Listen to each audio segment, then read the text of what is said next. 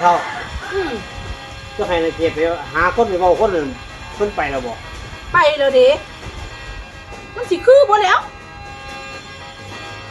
สิบ่คืออยู่บ่เราก็บ่เป็นอยู่เนาะ อุ้ยมันดี มา มา พอดีเอาเป็นได้นายเกียรติไปเว้าไปว่าหาคนมาเป็นจังได๋ อุ้ยบ่คือพี่ไอ้ เอาคือว่าจังซั่น ข่อยไปลองเซิร์ฟมาแล้วมันบ่คือ เออ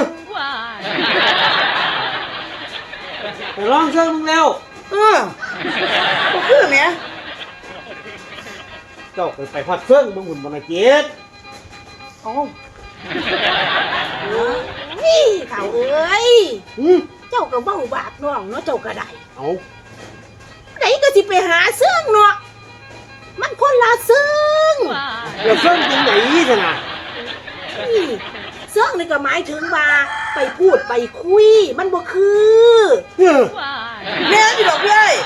หาเว้าเจ้าก็ข่อยไปคุยเบิ่งแล้วมันบ่คือบ่แม่นเซิร์ฟแบบนั้น เออ เฮ้ยเจ็บอีหยัง โอ้ย แทนคนน่ะลบเสียเมื่อยไปฮอดบ่ฮอด